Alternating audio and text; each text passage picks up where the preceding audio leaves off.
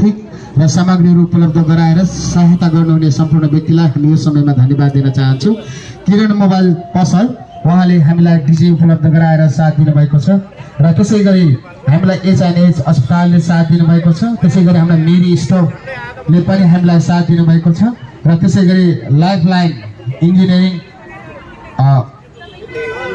कलेजले पनि हामीलाई साथ दिनुभएको छ। त्यसै गरी बाल सुधार गृह चिसापानीको कार्यालय प्रमुख श्यामराणा सरले हामीलाई आवश्यक सामग्रीहरू उपलब्ध गराएर साथ दिनुभएको छ भने दुर्गा बिजुली पसलका प्रोप्राइटर नेत्र शाहीले हामीलाई आवश्यक सामग्रीहरू उपलब्ध गराएर साथ दिनुभएको छ। हामी धन्यवाद दिन चाहन्छौँ सम्पूर्ण मित्रहरूलाई र यो समयमा हामी ढिला नगरेर वाकाथन प्रोग्रामका विशेष आजका संयोजक आदरणीय दाजु युवा सचेत युवा कोहलपुरका संयोजक शङ्कर नेउपानेज्यू र आदरणीय व्यक्तित्व उपस्थित सम्पूर्ण विभिन्न सङ्घ संस्थाबाट उपस्थित युवाहरूको वकालत गर्नुहुने विभिन्न युवा दाजुभाइ तथा दिदीबहिनीहरू र विशेष गरिकन उपस्थित हुनुहुने सम्पूर्ण यहाँ हामीले हेर्दैछौँ प्रहरी सुरक्षाकर्मीज्यूहरू र आफ्नो भविष्यको लागि चाहिँ अध्ययन गर्दै गरिराखेका र यो देशका भविष्य युवा दाजुभाइ तथा दिदीबहिनीहरू र विद्यालयबाट उपस्थित हुनुहुने सम्पूर्ण विद्यार्थी साथीभाइहरू यहाँहरू सम्पूर्णलाई आजको विशेष अन्तर्राष्ट्रिय युवा दिवस 2026 को शुभ अवसरमा यहाँहरूको कार्यक्रम र हाम्रो यो कार्यक्रममा यो वाकाथन गरेर हामी यहाँसम्म आउँदै गर्दाखेरि हामीले लामो अनुभव पनि भोगेका छौँ र यो कार्यक्रमको शुभ अवसरमा यहाँहरू सम्पूर्णलाई हार्दिक स्वागत तथा शुभकामना व्यक्त गर्दछु। धन्यवाद। कार्यक्रम सञ्चालक हिन्द प्रवेश साझा आकांक्षा 26औं अन्तर्राष्ट्रिय 27औं अन्तर्राष्ट्रिय दिवस अवसरमा सम्पूर्ण व्यक्तित्वलाई म धन्यवाद दिन चाहन्छु। सचेत युवा कोहलपुरमा सामाजिक उत्तरदायित्व कामहरू खबरदारीका कामहरू र कोहलपुरमा भएका भविष्यलाई अगाडि बढाउने कामहरू चाहिँ निरन्तर गर्दै आइरहेको छ। यसको लागि म यो सचेत युवालाई सहयोग गर्ने सम्पूर्ण व्यक्तित्वहरूलाई म धेरै सम्झन चाहन्छु, धन्यवाद दिन चाहन्छु। खास गरी अहिले नेपालको कन्टेन्ट हेर्नुहुन्छ भने नेपालमा 42.56% युवाहरू छन्। युवाहरूले कुन कुन ठाउँमा के अवसर पाए भन्ने कुराहरू हामीले चाहिँ हेर्न जरुरी छ। अहिले धेरै युवाहरू चाहिँ दैनिकी 5000 भन्दा बढी युवाहरू वैदेशिक रोजगारमा गएको हामीले पाएका छौँ। नेपालमा 3 तहको सरकार छ, स्थानीय सरकार, प्रदेश सरकार र सङ्घीय सरकार छ। सबैले युवाहरूलाई चाहिँ अगाडि गर्ने नवप्रवर्तन अगाडि बढाउने भन्ने चाहिँ योजनाहरू ल्याएको छ, नारा ल्याएको छ। खै त हाम्रा युवाहरूले चाहिँ त्यो पायो त? त्यो कुराहरूलाई हेर्दै कसले? हामी युवाहरूले नै हो। त्यसैले गर्दा मैले यहाँहरू सबैलाई के भन्न चाहन्छु भने हामी युवाहरूले चाहिँ हाम्रो देशको विकास या हाम्रो ठाउँको विकास हामीले नै गर्नुपर्ने हुन्छ। हामीले यस्ता कार्यक्रमहरू आज यो वाकाथन कार्यक्रम हामीले एउटा सन्देश प्रवाह गर्न गरेका थियौँ। हामीले कोहलपुरमा धेरै युवाहरू छौँ, तर हामी किन सबै युवाहरू उपस्थित हुन सकेनौँ? कतै हामी सामाजिक काममा चाहिँ उत्तरदायित्व या जिम्मेवारी वहन गर्न नसकेको हो कि या युवाहरूले चाहिँ एउटा व्यक्तिले गरेको कार्यक्रमले चाहिँ किन त्यो कार्यक्रमलाई प्रमोट गर्ने भनेर नआएको?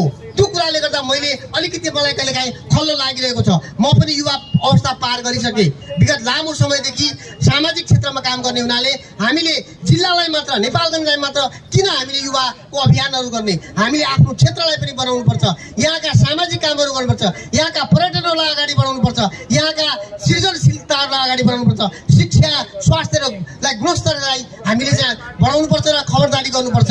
स्थानीय सरकारले गर्ने कामहरूलाई हामीले राम्रा कामलाई चाहिँ प्रोत्साहन गर्नुपर्छ, नराम्रा कामलाई खबरदारी गर्नुपर्छ भनेर हामी युवाहरूले चाहिँ यहाँ आज यो दिवस मनाइरहेका छौँ। हामीले बाँकी जिल्लामा अहिले विगत 5 वर्षदेखि हामी निरन्तर रूपमा युवा दिवसहरू मनाउन आइरहेका छौँ। यो युवा दिवस मनाउनको लागि हाम्रा विभिन्न भाइ बहिनीहरू, खास गरी युवा साथीहरू हैन, हाम्रा विभिन्न साथीहरू आउनु भएको छ, यसलाई जुन सहयोग गर्नु भएको छ, यो निरन्तरता हामीले के हो भने कोहलपुरलाई राम्रो बनाउनु छ, हाम्रो बनाउनु छ, यहाँका कोहलपुरलाई चिनाउनु छ। त्यो हिसाबले गर्दा हामीले यस्ता दिवसहरू हामीले मनाउन गइरहेका छौँ। त्यसैले गर्दा मैले यहाँलाई ढिला नगरिकन बिहान जुन 7:30 देखि हामी बसेका छौँ, 7 बजे सुरु गरेका थियौँ, भनेका थियौँ 7:30 भयो। हामीले जति आएका छौँ, हामीलाई विभिन्न विद्यालयहरूले सहयोग गर्नुभएको छ। खास गरी हामीलाई यो दिवसमा सहयोग गर्नुहुने, हामीलाई विभिन्न भौतिक, सामाजिक, आर्थिक रूपले सहयोग गर्नुहुने हाम्रा सम्पूर्ण व्यक्तित्वहरू सङ्घ संस्थाहरूलाई मैले सम्झनै पर्नुपर्ने हुन्छ।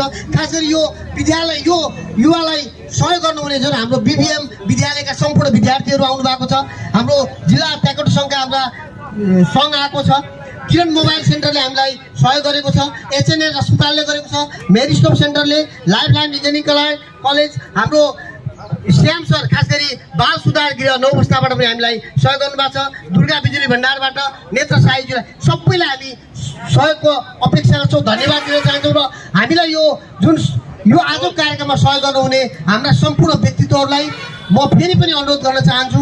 कोलपुर हामीले बनाउने हो, कोलपुरलाई कस्तो बनाउने हो, राम्रो बनाउने कि नराम्रो बनाउने कि कोलपुरलाई राम्रा कुराहरूलाई चाहिँ प्रोत्साहन गर्ने र खबरदारी हामीले गर्ने हो, यहाँ कुनै पनि बाहिरको मान्छेले गरिदिने होइन। त्यसले गर्दा सम्पूर्णलाई कोलपुरलाई राम्रो बनाउनको लागि एकजुट हौँ।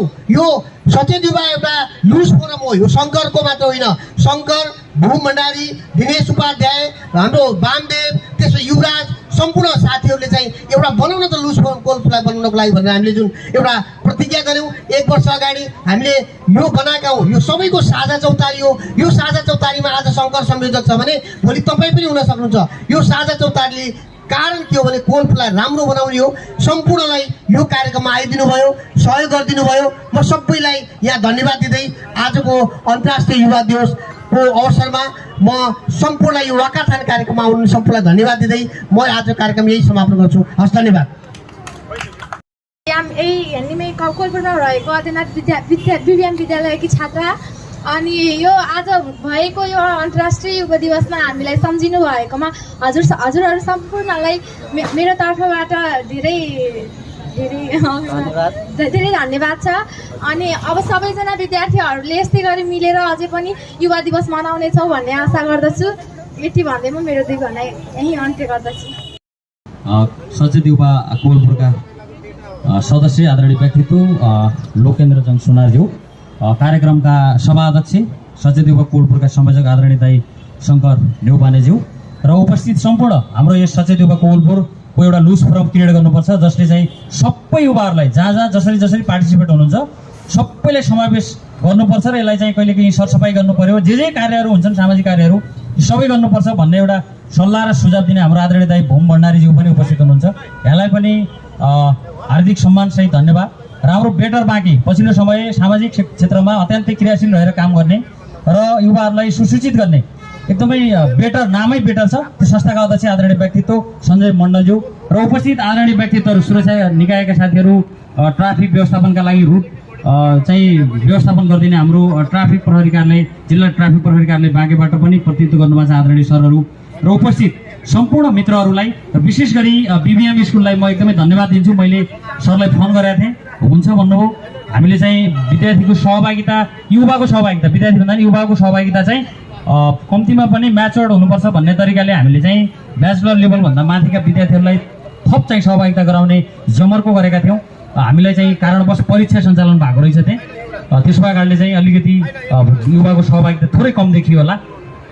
र यो समयमा पनि एक फोन कलले चाहिँ हामीलाई कार्यक्रममा सहभागिता गराइदिनु भयो। विभिन्न कार्यक्रममा हामीलाई सहभागिता जनाउँदै आउनु भएको छ। बिबिएम स्कुलको आदरणीय सर गोविन्द सुविधालाई पनि धन्यवाद दिन्छु र उपस्थित हाम्रो विद्यार्थी भाइ बहिनीहरूलाई म एकदमै अन्तर हृदयदेखि नै धन्यवाद व्यक्त गर्न चाहन्छु।